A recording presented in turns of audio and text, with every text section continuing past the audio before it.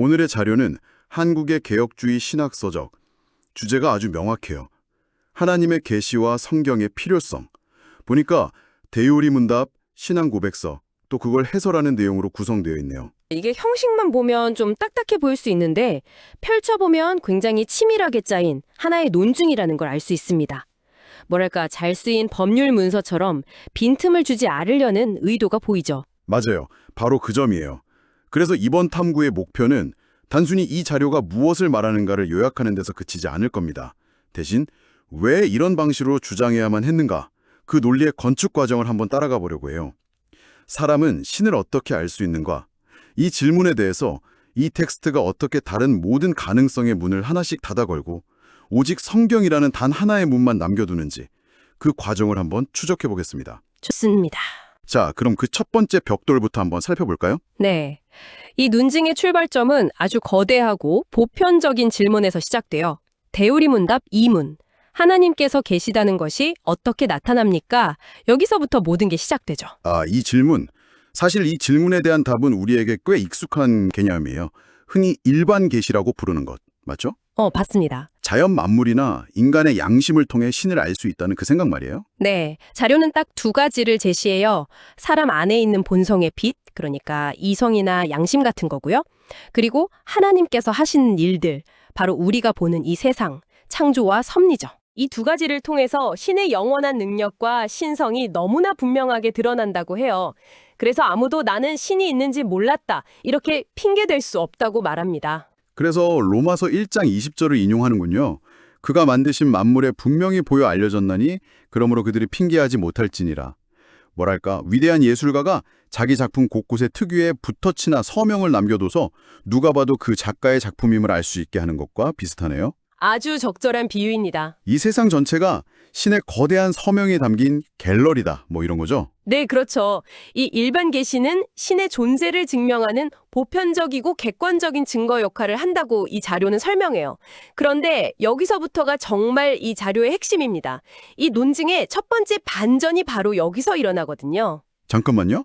방금 전까지 세상 만물의 신의 존재가 너무나 분명히 보여서 아무도 핑계댈 수 없다고 했잖아요. 네, 그랬죠. 근데 이게 충분하지 않다는 건가요? 많은 종교나 철학에서는 자연과의 교감을 통해서 깊은 영적 깨달음을 얻는다고 하는데 이 텍스트는 그 길에 진입금지 표시판을 세우는 것 같아요. 왜 이렇게 단호하게 선을 긋는 걸까요? 바로 그 지점이 이 논증을 이해하는 첫 번째 열쇠입니다. 신앙고백서 1.1을 보면 이렇게 나와요. 이것들은 하나님과 그분의 뜻에 관하여 구원에 필요한 지식을 줄 정도로 충분하지는 않다. 충분하지 않다. 네, 존재를 알 수는 있지만 그 지식만으로는 구원받을 수 없다는 거죠. 와, 이건 정말 흥미로운 지점인데요. 그러니까 자연이라는 거대한 갤러리는 신이 존재한다는 사실만 알려줄 뿐, 그 신이 어떤 분인지, 또 우리가 그와 어떻게 관계를 맺어야 하는지에 대한 설명서나 안내서는 전혀 제공하지 않는다. 이런 말이군요. 정확합니다. 결국 왜 안내서가 될 수 없는지에 대한 이유를 교리 해설 부분이 아주 신랄하게 설명해요. 문제는 발신자인 신에게 있는 게 아니라 수신자인 인간에게 있다는 겁니다.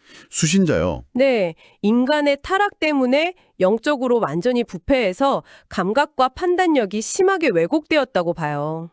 마치 아름다운 풍경을 심하게 더럽고 금이 간 유리창을 통해 보는 것 같네요. 네네. 창밖에 뭔가 엄청난 게 있다는 건 어렴풋이 알지만 그 색감이나 형태, 아름다움을 제대로 볼 수는 없는 상태. 오히려 왜곡된 형상을 보고 엉뚱한 상상을 하게 될 수도 있고요. 바로 그겁니다. 자료는 그걸 죄의 인지적 효과라는 표현을 써요. 오늘날의 심리학용어로 바꾸면 일종의 극심한 확증 편향이나 동기화된 추론 같은 거예요. 확증 편향. 네, 우리는 자연이라는 데이터를 보면서 객관적인 진리를 찾는 게 아니라 이미 우리 안에 있는 왜곡된 욕망과 두려움에 맞춰서 신의 이미지를 제멋대로 만들어낸다는 거죠. 그래서 우상숭배 같은 잘못된 종교가 생겨나거나 기껏해야 양심의 가책을 느끼는 수준에서 그친다고 설명합니다. 잠깐만요. 그럼 이 텍스트의 관점에서 보면 우리가 자연의 경이로움 앞에서 느끼는 숭고함이나 경외감 같은 것도 결국은 구원과는 아무 상관없는 어쩌면 오해에 불과한 감정일 수 있다는 건가요? 그렇죠. 이건 상당히 도발적인 주장인데요. 네, 이 논리는 그 가능성을 아주 냉정하게 차단해요. 영적 안목이 어두러졌으며 하나님에 대하여 어떤 종류의 감각 또는 인식을 가지고 있다고 말할 수 없다, 이렇게 단언하거든요. 와, 일반 계시는 인간의 유죄를 입증하는 증거로서는 충분하지만 구원으로 이끄는 길로서는 완전히 실패했다. 이런 선고를 내리는 셈이죠. 알겠습니다. 그럼 논리가 이렇게 되네요. 신은 증거를 세상에 뿌려놨지만 인간이라는 탐정은 수사 능력이 완전히 망가져서 그 증거를 제대로 해석할 수 없다. 맞습니다. 그럼 이 미제 사건을 해결할 방법이 없는 거잖아요. 여기서 이 텍스트는 어떤 해결책, 어떤 결정적 단서를 제시하나요? 바로 그 지점에서 특별 계시라는 개념이 등장합니다. 수사관이 스스로 사건을 해결할 수 없으니까 사건의 진실을 아는 존재가 직접 나타나서 명확한 자술서를 써주는 것과 같아요. 아, 자술서? 네, 하나님이 특정 시대의 특정 사람들에게 직접 자신의 뜻과 구원의 계획을 여러 방식으로 명확하게 알려주셨다는 거죠. 예언자들에게 말씀하시거나 여러 기적들을 통해서 보여주신 것들, 그런 걸 말하는 거군요. 맞습니다. 그런데 여기서 또 한 번 중요한 전환이 일어나는 것 같아요. 그 이전 방식들이 이제는 중지되었다고 선언하잖아요. 왜죠? 그 이유를 신앙고백서 1.1에서 몇 가지로 설명하는데요. 첫째, 진리를 더 잘 보존하고 전파하기 위해서. 둘째, 육신의 부패와 사탄과 세상의 악에 맞서 교회를 더 견고하게 세우고 위로하기 위해서라고 해요. 쉽게 말해서 사람들의 기억이나 입에서 입으로 전해지는 구전은 시간이 지나면 변질될 위험이 너무 크다는 거예요. 아, 메시지의 원본을 영구적으로 그리고 오류 없이 보존할 방법이 필요했다. 마치 중요한 계약을 할 때 구두로 약속하지 않고 반드시 문서로 남겨서 법적 효력을 갖게 하는 것처럼요. 정확합니다. 그래서 하나님이 그 모든 특별 계시를 기록되게 하셨다. 즉 글로 남기도록 하셨다는 결론으로 이어져요. 그리고 그 최종 결과물이 바로 성경이라는 거죠. 여기서 아주 중요한 선언이 나옵니다. 하나님께서 자기 백성에게 자신의 뜻을 계시하시던 이전 방식들은 이제 중지되었다. 와, 이 선언이 갖는 의미가 엄청나네요. 이건 마치 한 회사가 앞으로 CEO의 구두 지시는 모두 무효입니다. 오직 공식적으로 출판된 회사 규정집만이 유일한 정책입니다. 라고 발표하는 것과 같잖아요. 네, 그렇죠.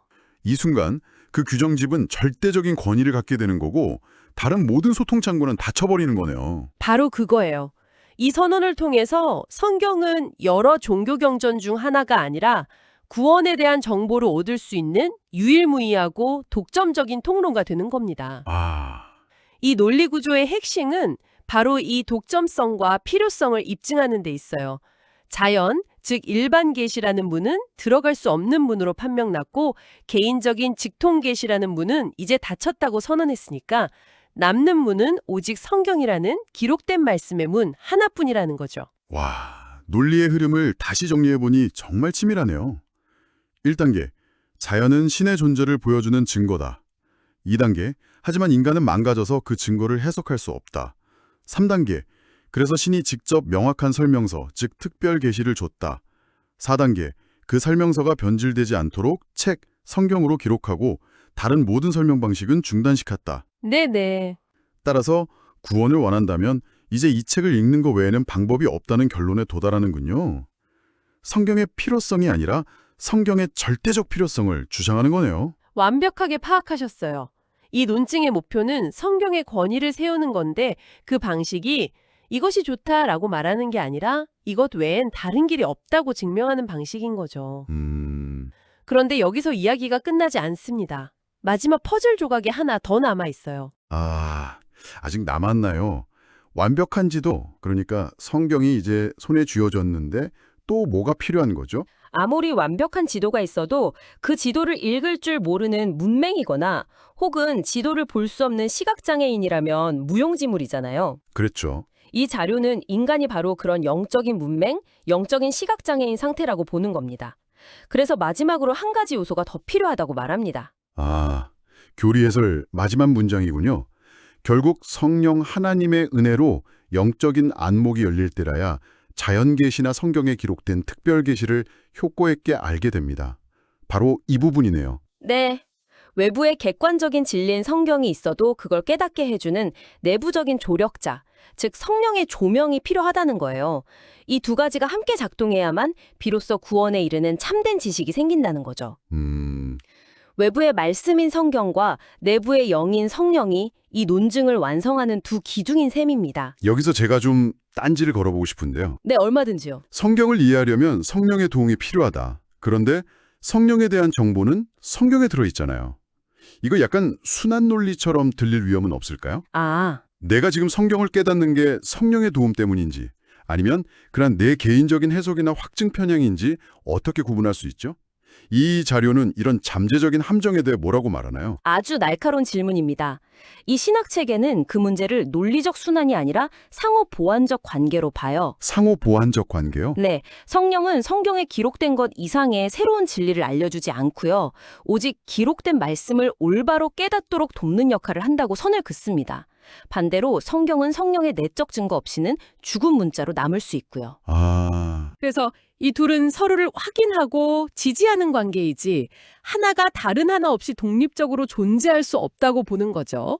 개인의 주관적인 체험이 성경의 객관적인 가르침을 벗어날 수 없도록 일종의 안전장치를 마련해둔 셈입니다. 그렇군요. 결국 모든 길은 하나로 통하네요. 외부적으로는 성경, 내부적으로는 성령의 조명, 이 두 가지가 결합된 경험만이 유일하게 유효한 길이라는 선언으로 끝을 맺는 거군요. 네, 맞습니다. 자, 오늘 이 촘촘한 논증을 다 따라와 봤는데요. 이 모든 것을 종합해보면 청취자께서 이 자료를 통해 얻을 수 있는 가장 중요한 통찰은 무엇일까요? 핵심은 이 논쟁이 단순히 성경이 중요하다는 말을 하려는 게 아니라는 점이에요. 이것은 권위에 대한 선언이거든요. 권위용? 네. 신뢰할 수 있는 모든 잠재적 경로들, 예를 들어 자연, 이성, 개인적인 신비 체험 같은 것들의 권위를 체계적으로 해체하고 그 모든 권위를 오직 기록된 말씀과 그것을 해석하는 공동체, 즉 교회로 집중시키는 강력한 장치인 거죠. 왜 성경이 필요한가에 대한 논증은 결국 누구의 말을 들어야 하는가에 대한 답을 제시하는 과정이라고 볼 수 있습니다. 그러네요. 단순히 신앙의 내용을 설명하는 것을 넘어서 신앙의 체계와 권위의 구조를 세우는 설계도였군요.